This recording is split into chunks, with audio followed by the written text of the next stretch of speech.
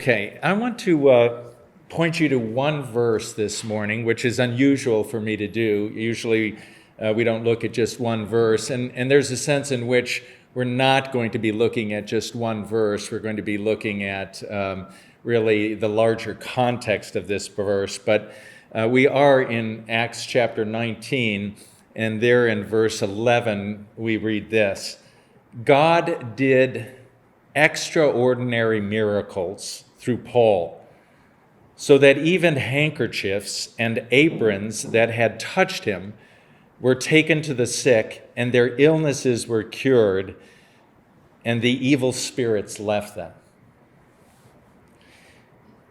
If you were asked, if someone came up to you and said, "Oh, I was in church," or they had read this verse or something, or perhaps they're just familiar with some of the miracles in the Bible, and they asked you this question: do you believe in miracles?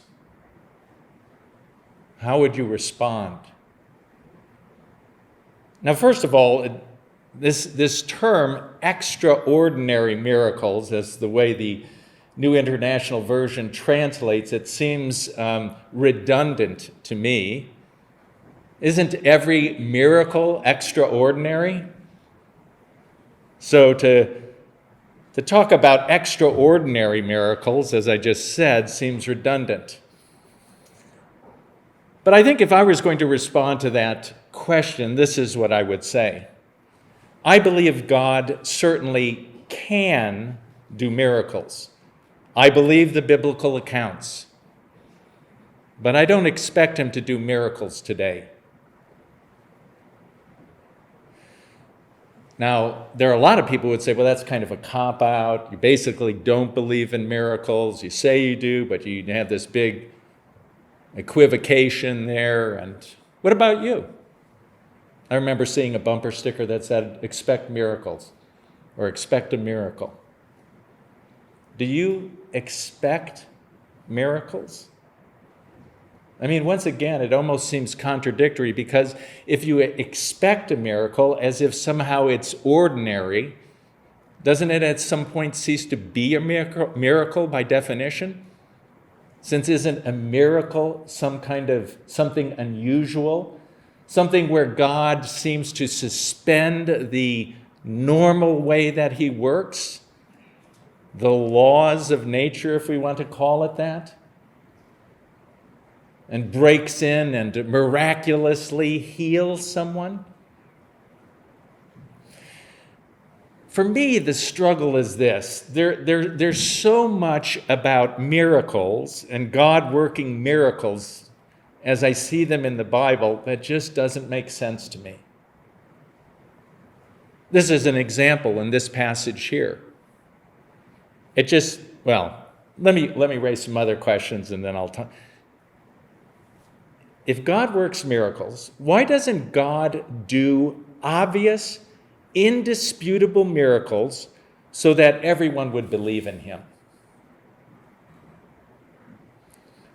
Why, if God's doing miracles, why do hidden miracles in some Christian healing service or something? If you have the gift of healing, why wouldn't you, whoever you are, why won't you go over to Bridgeport Hospital and just clear out the whole hospital? Why wouldn't God, if he does miracles, why wouldn't he, write his name in the sky or, do something so obvious that everyone would believe in him?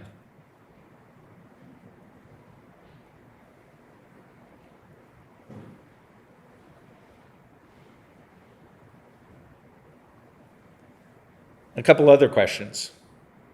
Why doesn't God heal everyone? Why would he choose to heal rarely in just a few people if he cares about us? If he cares about suffering? Why would he heal somebody's gallbladder but let another person die of cancer?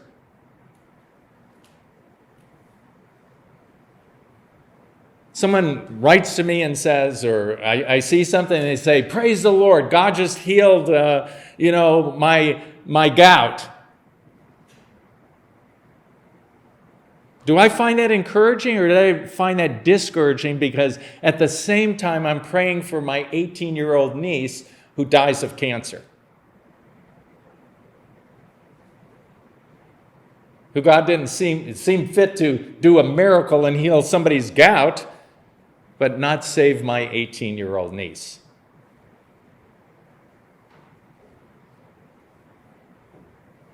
Why doesn't God miraculously provide for every need that his children have? In other words, why just healing?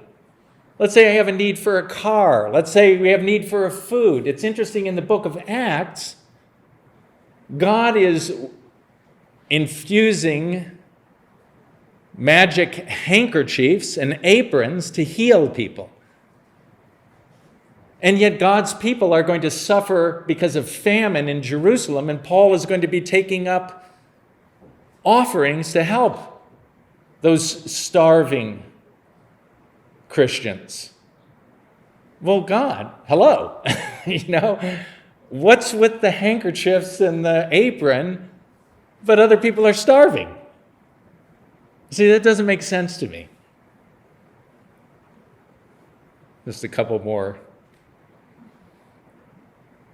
Why does he miraculously heal some, like we see here? And yet in the very next paragraph, and what preceded it, we see Paul suffering from persecution. Paul getting beaten. Paul running away. Well, hello. If you're going to do miracles, why not miraculously protect him from going through all that? And lastly, and this is, I was going to say, when I read this passage, see, this is, for me, this would be the kind of passage that a pastor wants to skip over and wants to ignore, because I'll just tell you, frankly, it's embarrassing. Because it just sounds weird. Handkerchiefs and aprons. And that must be where some of these people that seem very strange to me, who claim they have healing power, who tell you send in $50 and they'll send you some handkerchief that's been anointed that's going to heal you.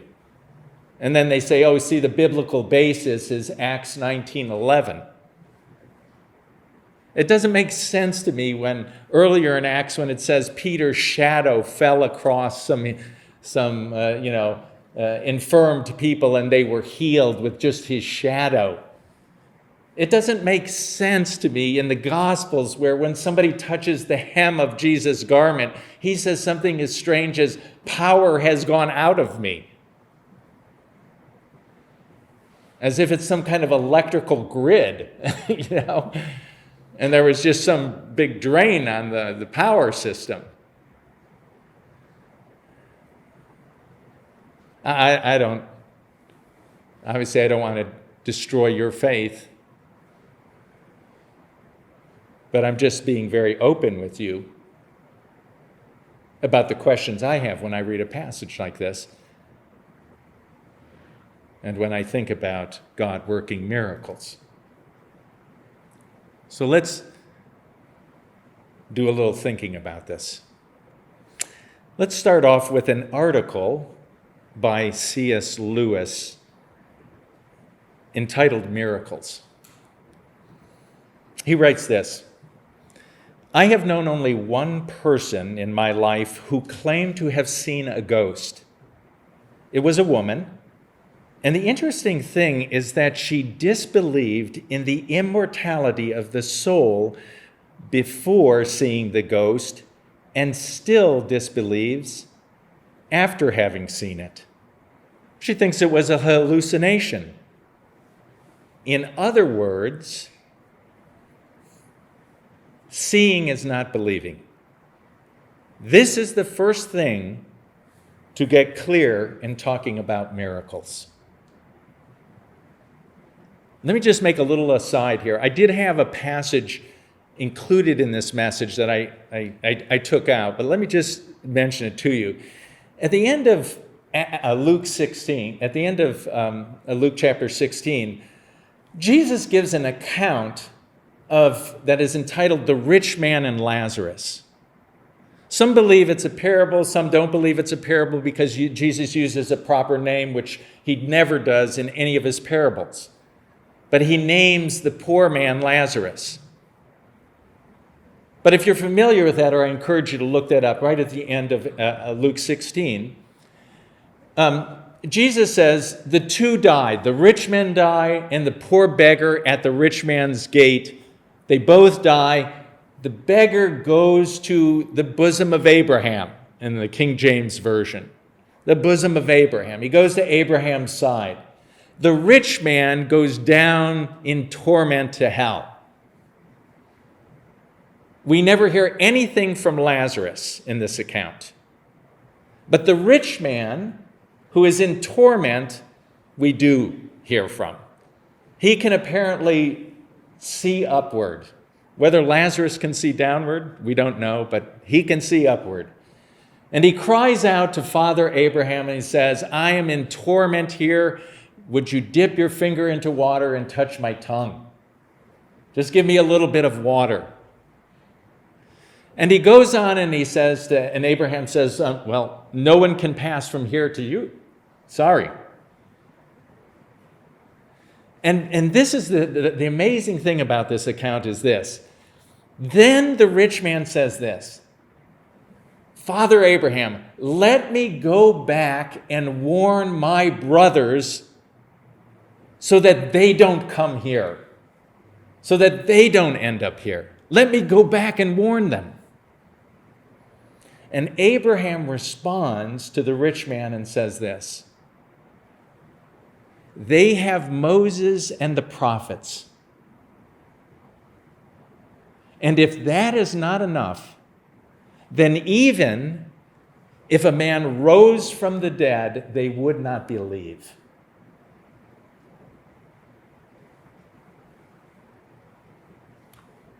What does C.S. Lewis say? Seeing is not believing. This is the first thing to get clear in talking about miracles. Just a little bit farther. Whatever experiences we may have, we shall not regard them as miraculous if we already hold a philosophy which excludes the supernatural. Experience proves this or that or nothing according to the preconceptions we bring to it. C.S. Lewis here is talking about people who say, well, I don't believe that anything is miraculous. Well, here's a miracle in the Bible. Miracles don't exist, so there must be some other explanation for it. Jesus miraculously, which we'll see in a minute, miraculously fed 5,000. There's no such thing as a miracle. It wasn't a miracle. He practiced mass hallucination. He convinced those people that they were being fed when they weren't being fed.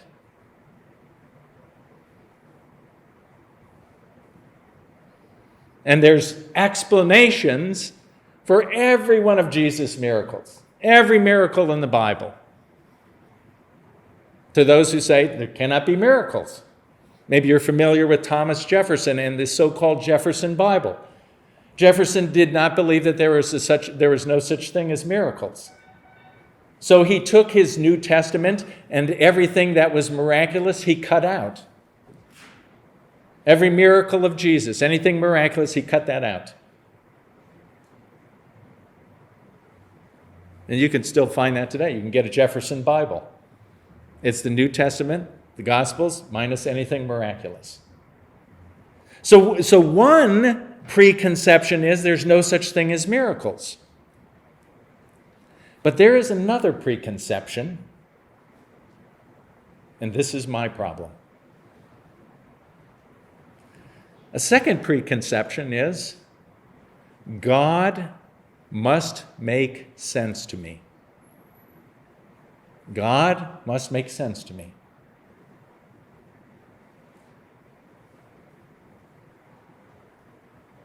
Now let me point this out, this problem with preconceptions.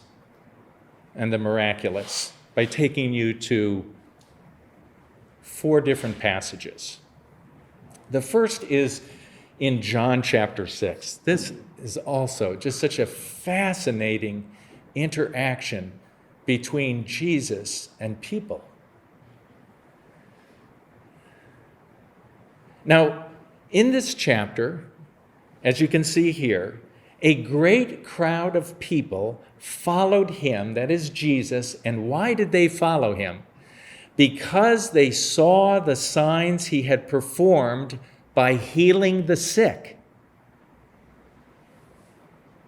Now, I want you to notice that it does not say miracles, because he performed miracles by healing the sick. What does it say? It says he performed signs. Signs by healing the sick. Often when we think of miracles and we see miracles, they become an end in themselves. They're not signs that point us on to something bigger or better, but they become an end in themselves. And that's what you'll see in this account here. So a great crowd of people followed him because they saw the signs he had performed, and they saw them healing the sick. Now, Jesus begins to teach this crowd of people, which we're told is 5,000 men. So it's greater than 5,000. There's at least 5,000 men there, and when you include women and children, much larger. Jesus is teaching them, and they're out in the wilderness, and it's getting late in the day. And along the time when Jesus was teaching these people, his disciples were saying, "Hey, Jesus, there's a lot of people here. We're out in the wilderness. I think you better think about wrapping it up so that they can get into some nearby towns and get some food and lodging for the evening. At least food. They've been here a long time." And Jesus is seemingly doesn't respond to any of this until they come to the end of the day. And we read this: when Jesus looked up and saw a great crowd coming toward him, he said to Philip, "Where shall we buy food for these people to eat?" Now, again, if you look at the corresponding accounts in the different Gospels, you see what I'm saying about the fact that the disciples said, "Hey, send these people away. They're going to need food." So here we come to the end of the day, and Jesus turns to Philip and goes, "So what are we going to do?" Like if you were Philip, what would you say? It's like, "Hello, Jesus, we've been telling you for hours.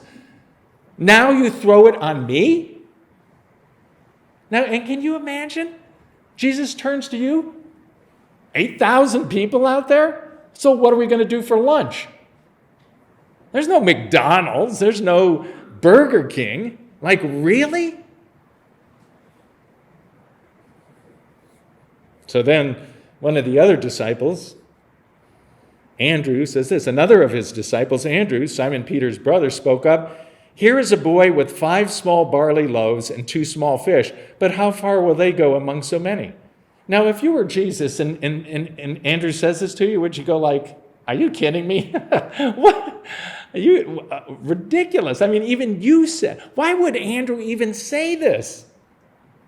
Except like they're scrambling or desperate or something, because Jesus said, "Well, so what are we going to do?" Here. And he grabs this little kid and goes like, "Well, he's got 2 fish and 5 loaves. What about that?" I mean, well, I guess that's not going to do anything, is it? And so you perhaps know the story. Then he feeds the 5,000. And not only does he feed the 5,000, this is where, when I've read accounts of those who said this was no miracle, this was mass hallucination. Oh, what a master of hallucination, and hypnotism. And that's why he used the bread and the fish. He got them to focus on that, and then they were hypnotized, and there was an illusion, and he convinced them that they were full when they weren't. That's the miracle that is done here. Is Jesus is this master, magician. He convinced them. Except it doesn't. What doesn't fit is that they picked up 12 baskets full of remaining food. Just so there's no doubt here. They pick up 12 baskets. So the text goes on and tells us this. After the people saw the sign Jesus performed, the sign Jesus performed, not the miracle, the sign Jesus performed in feeding this large group of people with the 2 fish and the 5 loaves, small 5 loaves, they began to say, surely this is the prophet who has come into the world. This is the prophet. He's the one. Now, Jesus, knowing that they intended to come and make him king by force, withdrew again. Now, doesn't that seem strange to you? They saw the sign and they said, surely this is the prophet.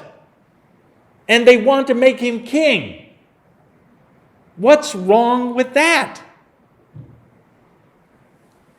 What's wrong with that is the preconceived notion that they have about how God works and what he's doing.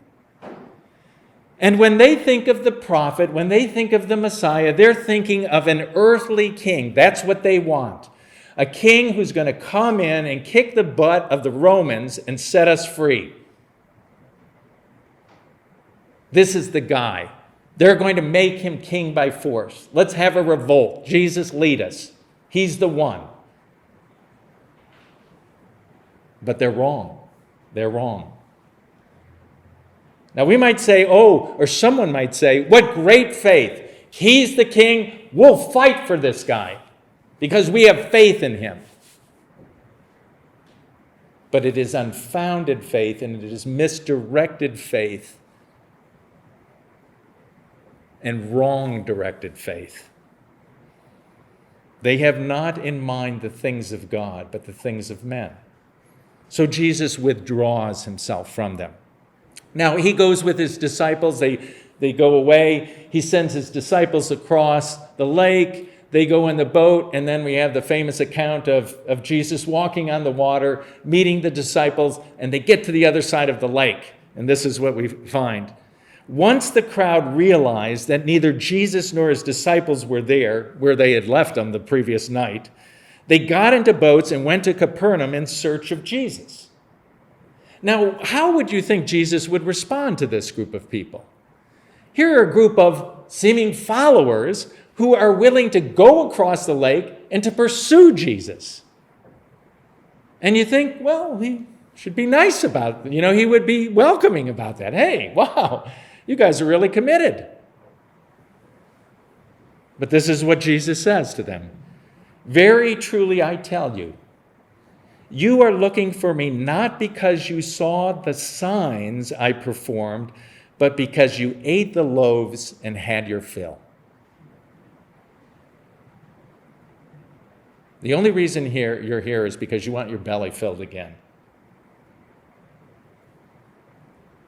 Now, how often is it the case for us that when God works a miracle, it becomes an end in itself, and we want more miracles?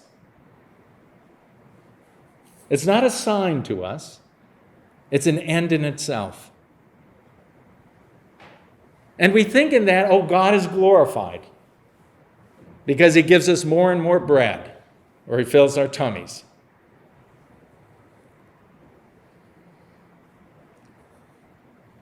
But it is a sign to something beyond the immediate. And that's what Jesus says. He says to them this, do not work for food that spoils, but for food that endures to eternal life, which the Son of Man will give you. All you care about is temporal bread for your belly. What about something that will nourish your soul, which the Son of Man will give you? For on him, God the Father has placed his seal of approval. What is his seal of approval? The miraculous signs that he's doing.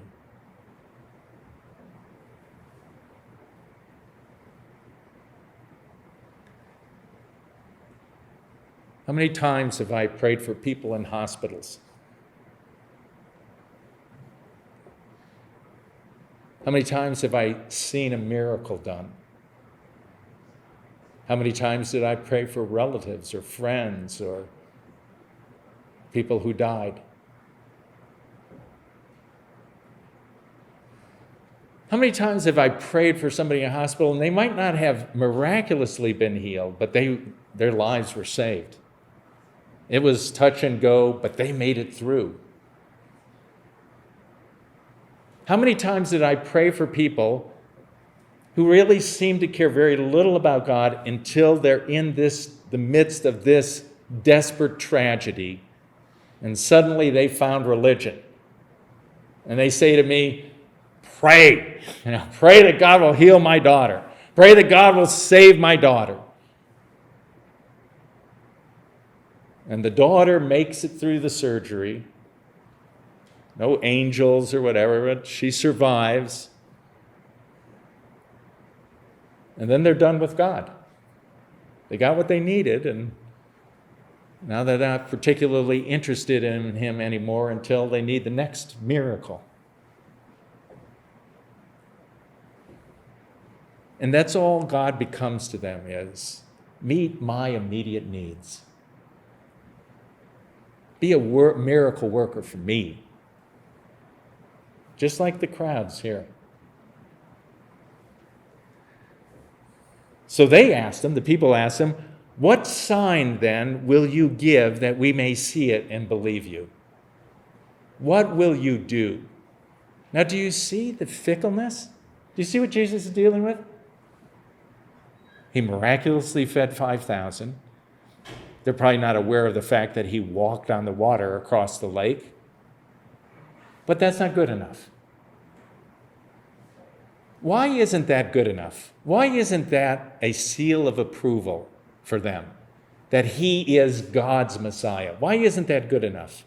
Because they don't care about that. They only care about their immediate needs.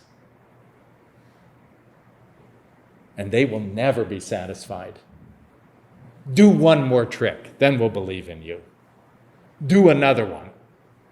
So Jesus again points them back. Says, then Jesus declared, I am the bread of life. Whoever comes to me will never go hungry, and whoever believes in me will never be thirsty. Wait, do they believe in him? Well, they believed he was the prophet. They wanted to make him king by force. They believe he can give them bread again.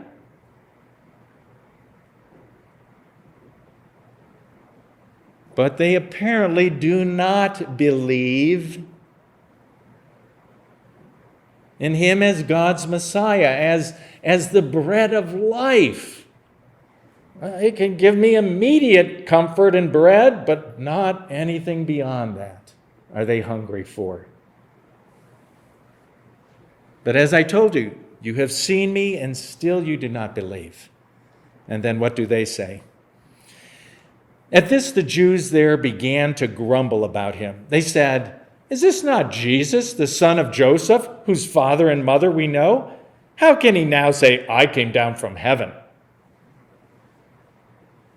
Again, do you see, because of the preconceived notions, well, he's just another guy like us. And when they're not getting what they want, he's just a regular man. Let's go. We're not getting what we want. Let's go to the next thing. How many times have I heard, oh, I tried Jesus. He didn't work for me. You know, we tell people like when they're in a marital crisis or they need some physical healing, or as the men at Panera that I interact with sometimes, oh, help us with our bowling. We want to win our league.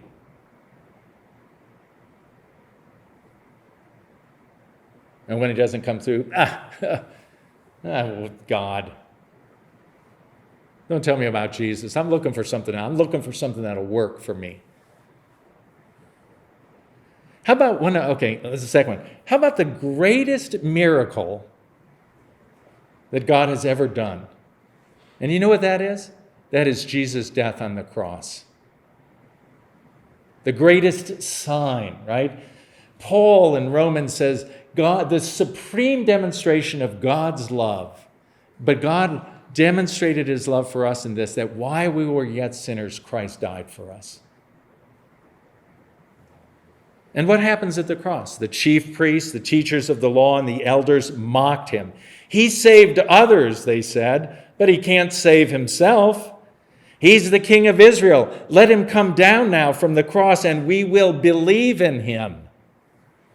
He trusts in God. Let God rescue him now if he wants him. For he said, I am the Son of God.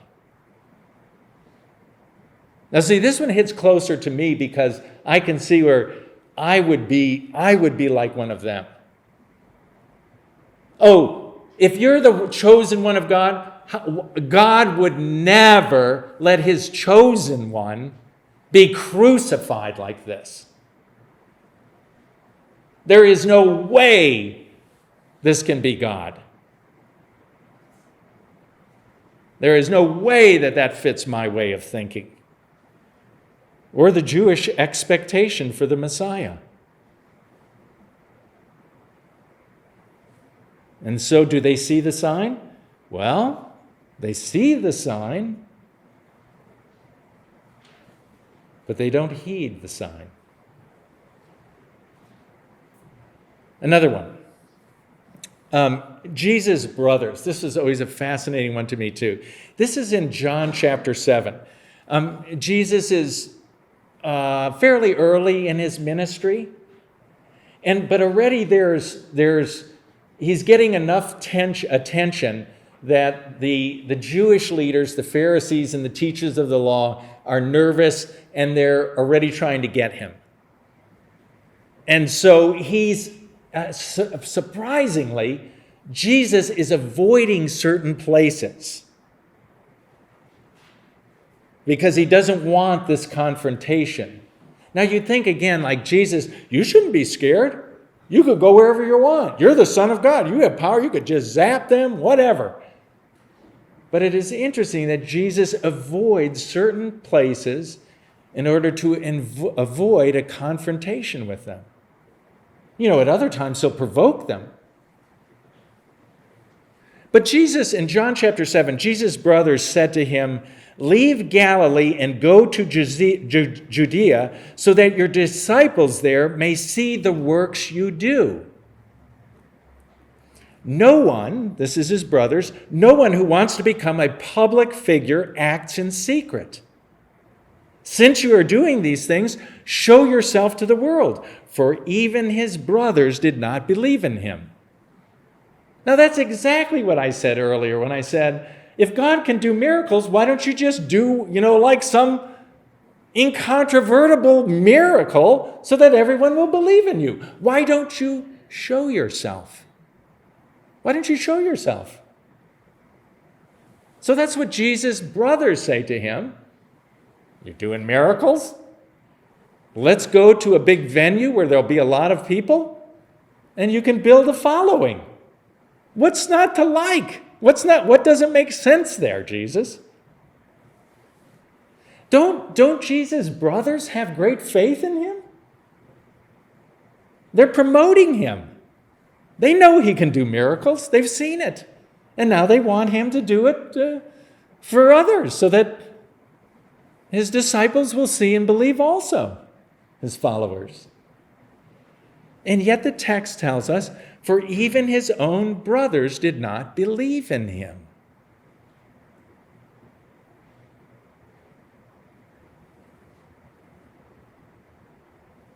You see, Jesus then responds to them and says this, any time is right for you. Go ahead up to the festival.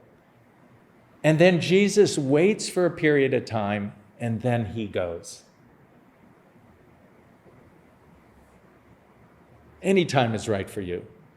You see, my brothers, you have your own agenda here. And boy, this relates to me too. Jesus, come on. Let's do miracles. Let's get things happening. We'll get a lot of people saved. We'll get a lot of Christians. What's not to like? Why do we have to make this difficult? Could it be that that's not how God works? Could it be that that's not his will? No. That doesn't make sense to me. The other things I know, no, that doesn't make sense to me. Here, you know about the "get behind me, Satan" phrase? Let me read the text. From that time on, Jesus began to explain to his disciples that he must go to Jerusalem and suffer many things, and that he must be killed and on the third day raised to life. And how did they respond? Particularly, how did Peter respond? Peter took him aside and began to rebuke him. "Never, Lord," he said, this shall never happen to you." Now here again, you think, if you don't know what happens next, you would think then Jesus would say what?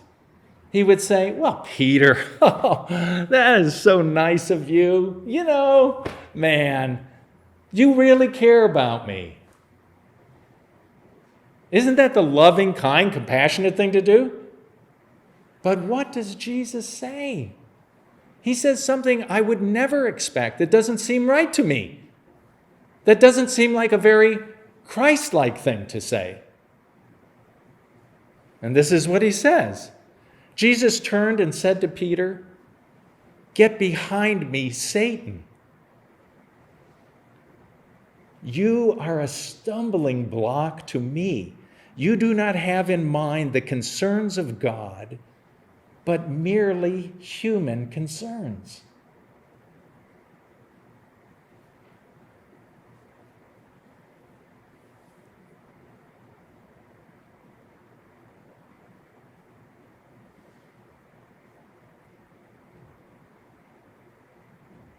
So let's go back to Acts 19, verse 11.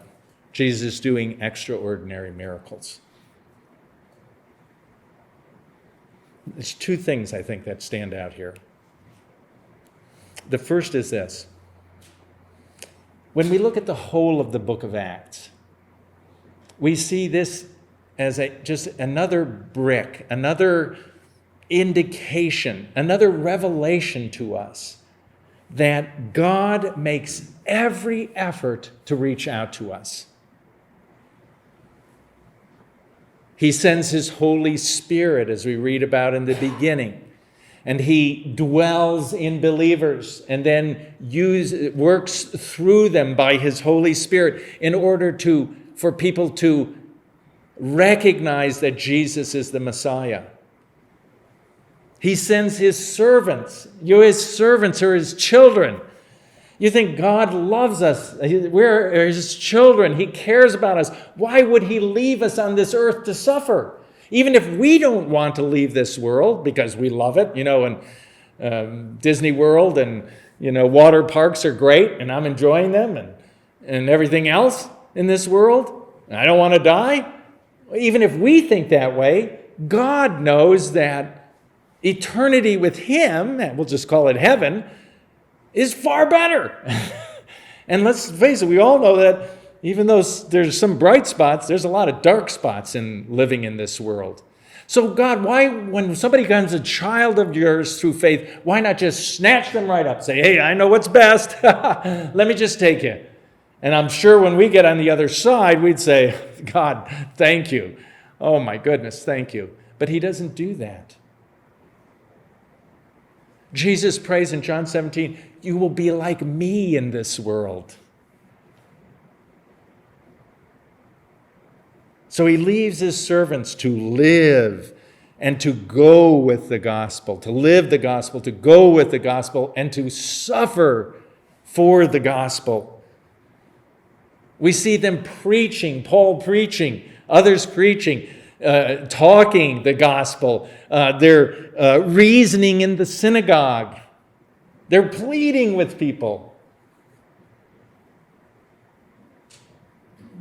And occasionally, God works miracles as signs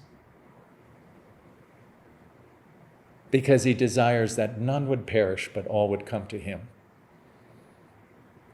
That's what's so fascinating to me. You see all the questions I have here about miracles?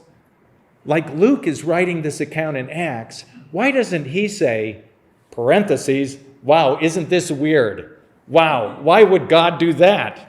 Wow, what is happening here? But you see none of that. It's just this matter of fact.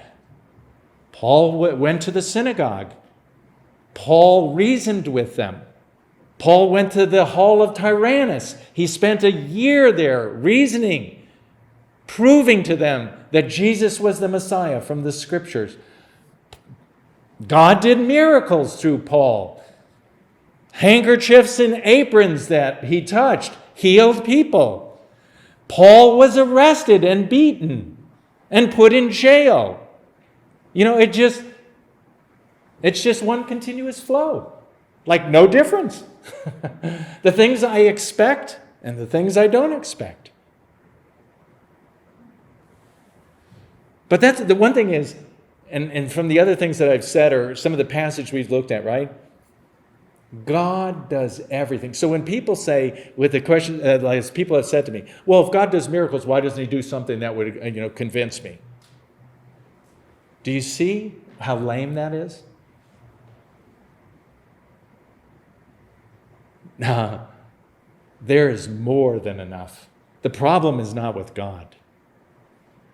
God is doing everything possible, not wanting any to perish. Miracles, reasoning, sends his Son as an incarnation, as a living example to us, keeps his children here. No. So someone who says God hasn't done enough is an outrageous, blasphemous statement. And then one other, and then we're done. And this is what particularly speaks to me. As I just said, when Luke records these things, it's just like, God did this, God did this, God did this, God did this, God did this. Without explanation, without exclamation, without, can you believe this? Without, that doesn't make any sense to me. Well, he did this here. He lets James get his head cut off and miraculously rescues Peter. That doesn't make sense to me. That's not fair. But here's what you see. Luke, and that's what you see in this account, Luke allows God to be God. Luke allows God to be God. I am always looking for formulas. I am always looking for techniques. I am always looking for explanations. I'm always looking for understanding. I'm always looking for ways to manipulate God. I am always filled with preconceived notions that keep bringing down God smaller and smaller and smaller. Because I want him to be manageable to me. I want him to be understandable and packageable. I want him to do what I want him to do and be what I want him to be. And that, my friends, is fundamentally, I do not want to live by faith. Faith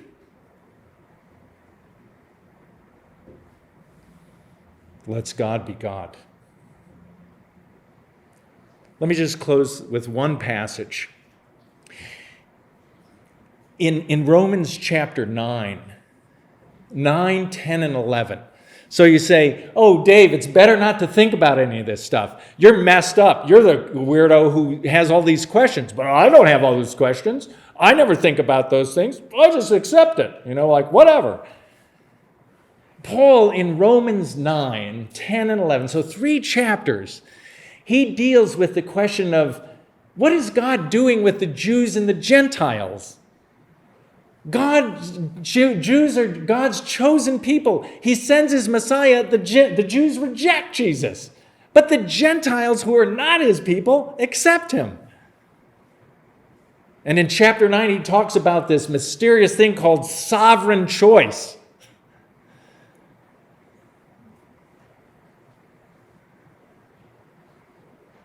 And he wrestles with, well, how is God working? And he says this in chapter 9. One of you will say to me, then why does God still blame us? For who is able to resist his will? And I'm on the edge of my seat waiting for him to answer what is the solution between free will, man's free will, and God's sovereignty? If God is sovereign over everything, then, like he's saying here, then how can he blame us? And this is what Paul says. But who are you, a human being, to talk back to God? Shall what is formed say to the one who formed it, why did you make me like this? Does not the potter have the right to make out of the same lump of clay some pottery for special purposes and some for common use? Oh, man.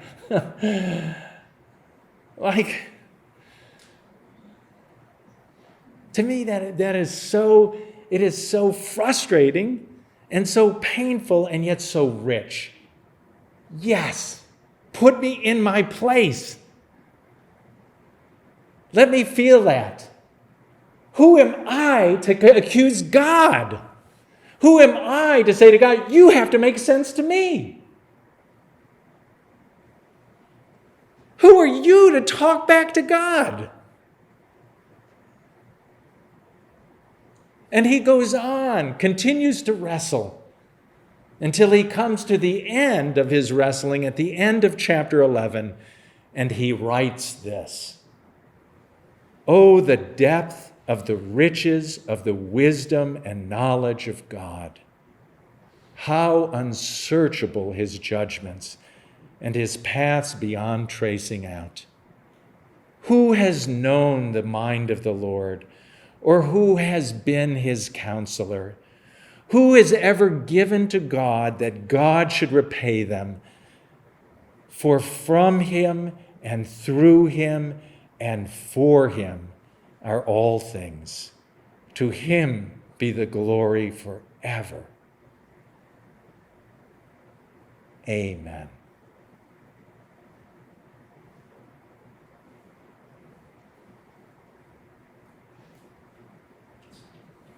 Will I let God be God?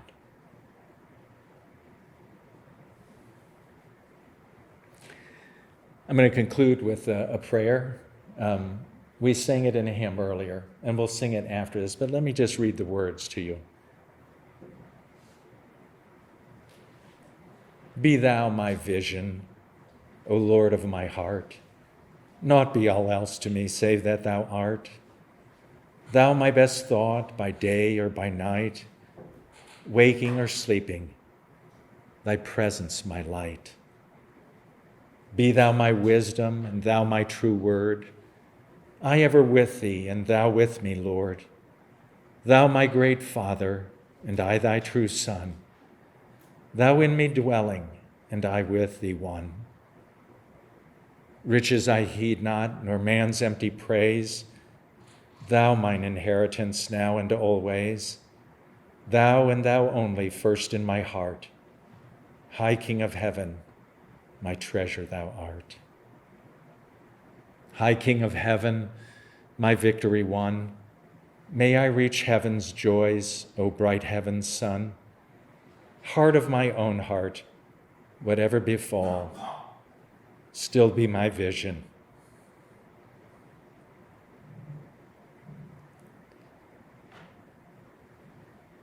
O ruler of all.